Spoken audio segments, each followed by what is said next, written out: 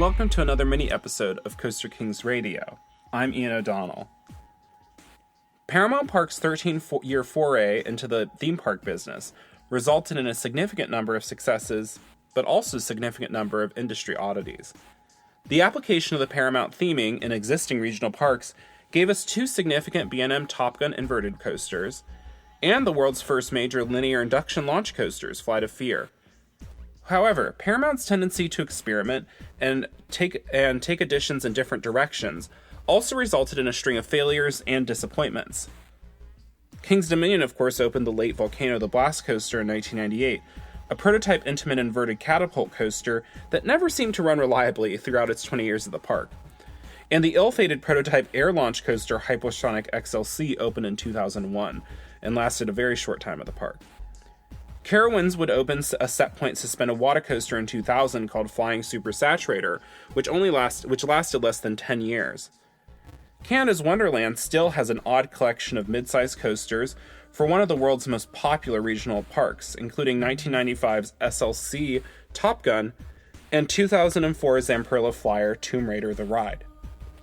The chain's flagship park, Kings Island, received one of the most notorious failures of them all, 2000's wooden hypercoaster Son of Beast. That same year, the chain would add a unique prototype to Great America. Join me for part 9 in our 10-part series, Lost Coasters of California, Stealth. Paramount Parks was not alone in its ambitious additions during this era. 2000 was the height of the second Coaster Wars, which, as kind of in coaster enthusiast terms, was triggered in 1989 with the construction of Magnum XL 200 at Cedar Point. Six Flags and Cedar Fair went head-to-head with record-breaking coasters, Goliath at Magic Mountain and Millennium Force at Cedar Point, respectively. Six Flags was the height of their rapid growth, unveiling large-scale additions at almost every park, and in some parks, we're talking like 5 roller coasters. And at Six Flags Marine World, there were 2 roller coasters added for the year 2000, the Zero family coaster Cobra and the B&M Floorless Medusa. For Stealth, Paramount turned to Dutch manufacturer Vekoma, with, as you would recall from last week's episode, they had worked with successfully on opening the Invertigo models. Stealth would be a big step for Vekoma, known for their use of Arrow's tubular track design and then creating a cheaper alternative to the B&M inverted coaster. This would be the first time the company truly debuted a world's first coaster. Dubbed the Flying Dutchman, the first generation Vekoma flying coaster utilizes the company's familiar tubular steel track design, but with unique lay-down cars. These cars start riders in a sitting position in the station, and then a mechanism tilts the riders backwards until they lock in a lay-back position. After climbing the lift hill in this position, a half-roll dubbed a lie to fly puts the riders in the flying position. The mechanics of the train with cars that change position proved one of the Flying Dutchman's biggest challenges. Stealth was built with only one loading platform, but the cumbersome kind of vest restraints, which also included a lap bar, and the tilting process added significantly to the coaster's dispatch times. Vekoma would attempt to remedy this in later installations by adding a second loading platform and a switch track to load 2 trains simultaneously. But Stealth was left with a relatively low capacity for a major attraction.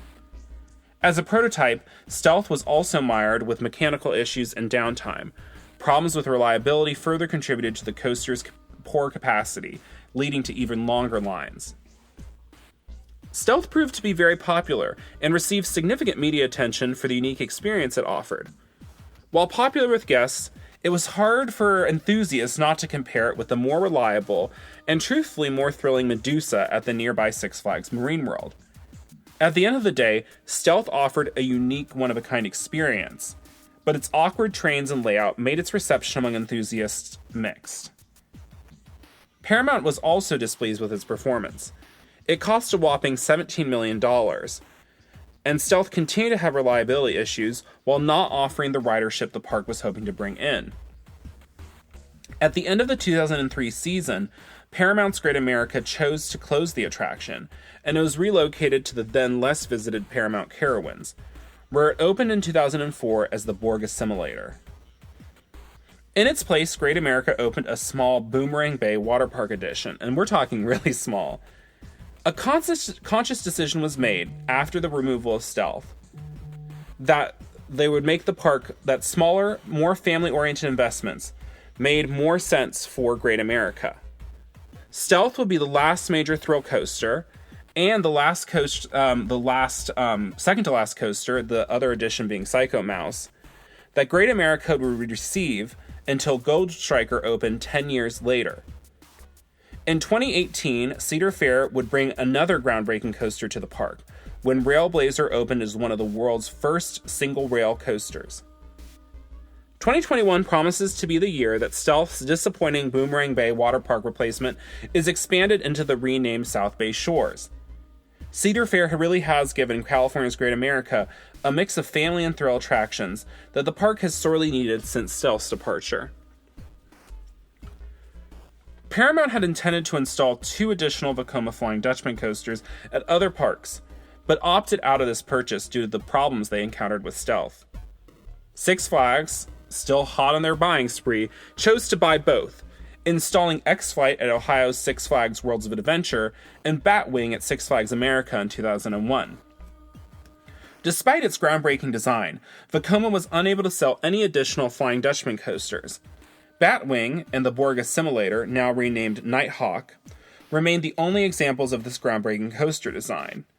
X-Flight, which was eventually relocated to Kings Island and renamed Firehawk, was of course dismantled to be replaced by Orion in 2020.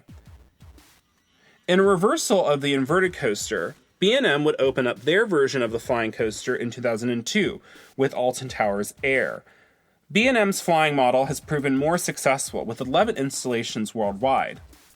Vekoma would go and try to modify the design of their Flying Dutchman model with the 2009 Stingray model. However, only one version of this compact flying coaster was ever constructed at China's Giant Wheel Park of Suzhou and closed with the park in 2018. In 2020, Vekoma debuted a totally reimagined flying concept at Germany's Phantasialand with FLY or Fly. With Fly, Vekoma totally reimagined the loading process by creating a rotating car system which allows for comfortable loading while the track is perpendicular to the loading platform. This new design also allows for rotation into the flying position while the coaster is in motion. They actually really cracked the code in terms of making an efficient loading process. FLY or Fly has opened to solid reviews, and it debuted as the world's longest and the first launched flying coaster. Only time will tell if third time's the charm for the Vekoma flying coaster model. Thank you so much for listening. If you enjoyed this podcast, please leave a rating or a comment wherever you're listening. That does help us out. This series is a companion to a series of articles that are being released on thecoasterkings.com. You can find interesting articles, exclusive park updates, and a range of theme park-related merchandise at thecoasterkings.com. For Coaster Kings, this is Ian O'Donnell. Next week, we return to the thrill capital of the West Coast for the last installment of Lost Coasters of California. In 2001, Six Flags would turn to Vekoma to bring another ambitious thrill coaster to their parks. Join me next week for Part 10 of Lost Coasters of California, Deja Vu.